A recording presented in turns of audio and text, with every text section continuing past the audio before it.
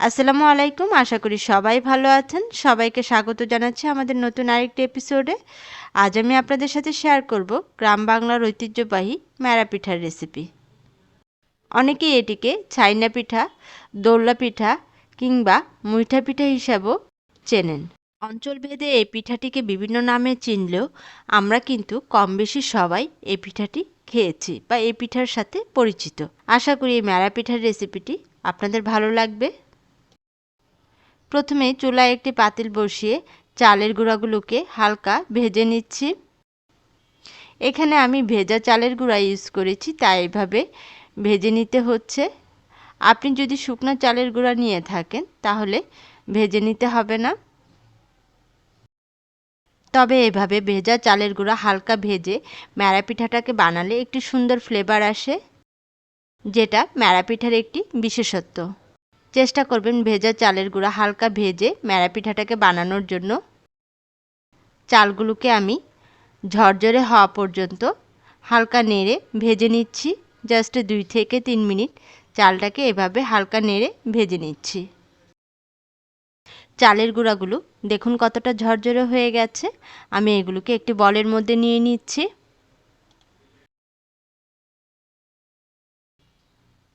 এদিকে আমি একটি বলের মধ্যে নিয়ে নিয়েছি 2 কাপ পরিমাণ হালকা গরম পানি। এতে দিয়ে দিয়েছি 1 কাপ পরিমাণ খেজুরের গুড়। গুড়টাকে আমি গুঁড়া করে নিয়েছি। সাথে দিয়ে দিচ্ছি 1 কাপ পরিমাণ কোরানো নারিকেল আর সামান্য পরিমাণে লবণ। এখানে আমি হাফ চা চামচ লবণ দিয়েছি। এরপর এতে আমি দিয়ে দিচ্ছি 4 কাপ পরিমাণ ভেজে রাখা চালের গুঁড়া। এরপর সবগুলো উপকরণ ভালোভাবে মিশিয়ে নিচ্ছি। চালের গুঁড়াগুলোকে ভালো করে হাত দিয়ে এভাবে মেখে ডোটা তৈরি করতে হবে। এই ডোটা তৈরি করতে তেমন কোনো কষ্ট হচ্ছে না, যেহেতু আমি চালগুলোকে হালকা ভেজে হালকা গরম পানি দিয়ে ডোটা তৈরি করেছি, তাই ডোটা অনেকটাই সফট এবং পিঠাগুলো বানাতেও কোনো রকম কষ্ট হচ্ছে না। ম্যাড়া পিঠার ডো তৈরি হয়ে গেছে। এখন আমি কিছুটা পরিমাণ ডো হাতের তালুতে নিয়ে ম্যাড়া পিঠার শেপ দিয়ে নিচ্ছি। ম্যাড়া পিঠার নির্দিষ্ট একটি শেপ আছে, সেটাই আমি দিচ্ছি। 2 সাইড চোখা করে বানিয়ে নিচ্ছি। আশা করি আপনারা দেখেই বুঝতে পারছেন কিভাবে আমি শেপটা দিচ্ছি। এভাবে হাতটা ঘুরিয়ে ঘুরিয়ে শেপটা দিয়ে নেবেন। প্রথম দিকে হয়তো আপনার শেপটা আসবে না, 2-1টা বানানোর পর শেপগুলো চলে আসবে। বিভিন্ন শেপে আমি ম্যাড়া পিঠাগুলোকে বানিয়ে নিচ্ছি। আর আপনারা নিশ্চয়ই দেখতে পাচ্ছেন হাতের তালুতে কিভাবে ডোটাকে রেখে আমি হাত ঘুরিয়ে ম্যাড়া পিঠার শেপটাকে দিয়ে দিচ্ছি। এভাবে বিভিন্ন শেপে ম্যাড়া পিঠাগুলো বানানো হয়ে গেছে। এখন আমি এগুলোকে গরম পানির ভাপে সেদ্ধ করে নেব। আর এর জন্য চুলায় আগে থেকেই আমি একটি পাতিলে গরম পানি বসিয়ে পানিটাকে গরম করে নিয়েছি। আর এর উপরে একটি স্টিলের চালনি বসিয়ে দিয়েছি। চালনিতে আমি পিঠাগুলো একে একে দিয়ে দিচ্ছি। পিঠাগুলোকে আমি আলতোভাবে সুন্দরভাবে গুছিয়ে দিচ্ছি। একটি স্তর দেওয়া হয়ে গেলে আমি ঢাকনা দিয়ে ঢেকে দিচ্ছি 5 মিনিটের জন্য। আমি এখানে সবগুলো পিঠা একসাথে দেব না, এতে করে একটি পিঠা আরেকটি পিঠার সাথে লেগে যাবে। 5 মিনিট পর আমি বাকি পিঠাগুলো দিয়ে দেব। আর এর মধ্যে আমি মিষ্টি ছাড়া ম্যাড়া পিঠা বানানোর জন্য ডোটাকে তৈরি করে নিচ্ছি। প্রথমেই আমি চালের গুঁড়াতে দিয়ে দিয়েছি সামান্য পরিমাণে লবণ এবং নেড়ে চালের গুঁড়ার সাথে ভালোভাবে মিশিয়ে নিচ্ছি। এরপর এতে আমি অল্প অল্প করে হালকা গরম পানি দিয়ে দিচ্ছি। এই চালের গুঁড়াগুলো ভেজে রাখা চালের গুঁড়া ছিল। এখানে আমি 3 কাপ পরিমাণ চালের গুঁড়া নিয়েছি এবং অল্প অল্প করে পানি দিয়ে ডোটাকে তৈরি করে নিচ্ছি।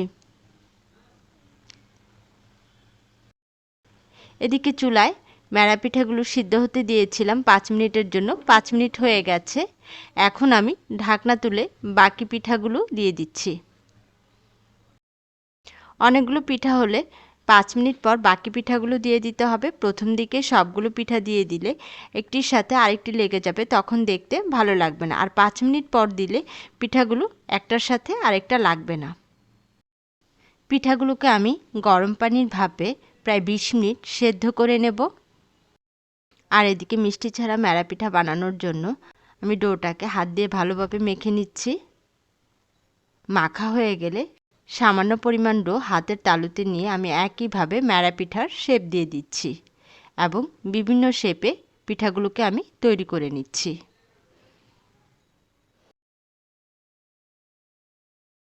এই ম্যাড়া পিঠাগুলোকে আপনি 7 দিন ফ্রিজে সংরক্ষণ করে খেতে পারবেন।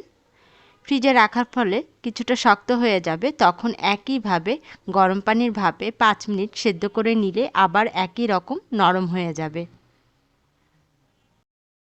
আর সাদা ম্যাড়া পিঠাগুলোকে অর্থাৎ মিষ্টি ছাড়া ম্যাড়া পিঠাগুলোকে আপনি কেটে ফ্রাই প্যানে গরম করে খেতে পারেন, তখন খেতে অনেক ভালো লাগে। অনেকেই এভাবে ফ্রাই প্যানে গরম করে খেতে বেশি পছন্দ করে।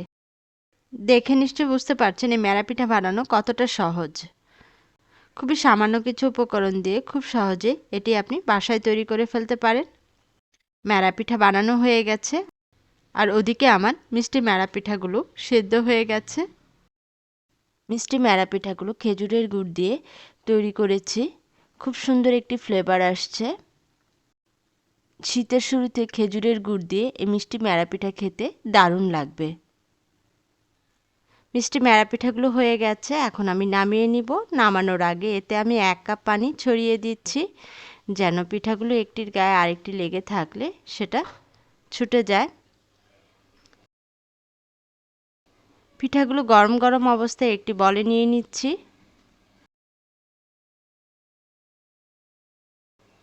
এরপর আমি একই ছাঁকনিতে দিয়ে দিচ্ছি মিষ্টি ছাড়া ম্যাড়া পিঠাগুলো।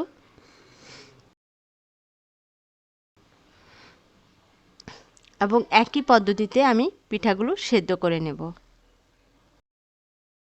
আপনারা নিশ্চয়ই দেখতে পেয়েছেন আমি অনেকগুলো পিঠা খুবই অল্প সময় তৈরি করে ফেলেছি, কোনো রকম ঝামেলা ছাড়াই। আমি আজ আপনাদের 2 রকম ম্যাড়া পিঠাই তৈরি করে দেখালাম। যারা মিষ্টি খেতে পছন্দ করেন তারা মিষ্টি ম্যাড়া পিঠাগুলো তৈরি করে খেতে পারেন, আর যারা এই নর্মাল অর্থাৎ মিষ্টি ছাড়া ম্যাড়া পিঠাগুলো পছন্দ করেন তাদের জন্য সাদা ম্যাড়া পিঠা তৈরি করে দেখালাম। আমাদের এলাকাতে এই পিঠাগুলোকে ম্যাড়া পিঠা নামেই চেনে, তাই আমি বারবার ম্যাড়া পিঠাই বলছি। মিষ্টি ম্যাড়া পিঠাগুলো খেজুরের গুড় দিয়ে তৈরি করা, তাই এগুলো খালিই খাওয়া যাবে। সাদা ম্যাড়া পিঠাগুলোকে যে কোনো রকমের ভর্তা কিংবা মাংসের তরকারির সাথে খেতে দারুণ লাগে। আর যখন ঠান্ডা হয়ে যায় তখন এগুলোকে পিস পিস করে কেটে ফ্রাই প্যানে অথবা তাওয়াতে দিয়ে গরম করে খেতে দারুণ লাগে। আমাদের বাসায় অনেকেই তাওয়াতে গরম করে ভর্তা দিয়ে খেতে বেশি পছন্দ করে। আশা করি আপনাদেরও ভালো লাগবে। সবগুলো ম্যাড়া পিঠা বানানো হয়ে গেছে। নিশ্চয়ই দেখেছেন কতটা সহজে অল্প সময়ে আমি এই ম্যাড়া পিঠাগুলো তৈরি করেছি। এই ম্যাড়া পিঠা অনেকগুলো একসাথে বানিয়ে কয়েকদিন সংরক্ষণ করে খাওয়া যায়। যেহেতু আমি চালের গুঁড়াগুলোকে ভেজে এই পিঠাগুলো বানিয়েছি, তাই পিঠাগুলো থেকে সুন্দর একটি ফ্লেভার আসছে আর পিঠাগুলো অনেক সফট হয়েছে। ভিডিওটি দেখার জন্য সবাইকে অসংখ্য ধন্যবাদ। আশা করি আমাদের এই ভিডিওটি ভালো লেগেছে। আমাদের এই রেসিপিটি যদি আপনাদের ভালো লেগে থাকে অবশ্যই লাইক এবং শেয়ার করতে ভুলবেন না। আর যারা আমাদের চ্যানেলটিকে সাবস্ক্রাইব করেননি তাদের কাছে ছোট্ট রিকোয়েস্ট, আপনারা আমাদের চ্যানেলটিকে সাবস্ক্রাইব করে ফেলুন আর পাশে থাকা নোটিফিকেশন বেল আইকনটি প্রেস করে রাখুন, যেন আমরা আমাদের সকল রেসিপি আপনাদের সাথে শেয়ার করতে পারি। সবাই ভালো থাকবেন, সুস্থ থাকবেন। আল্লাহ হাফিজ। আসসালামু আলাইকুম।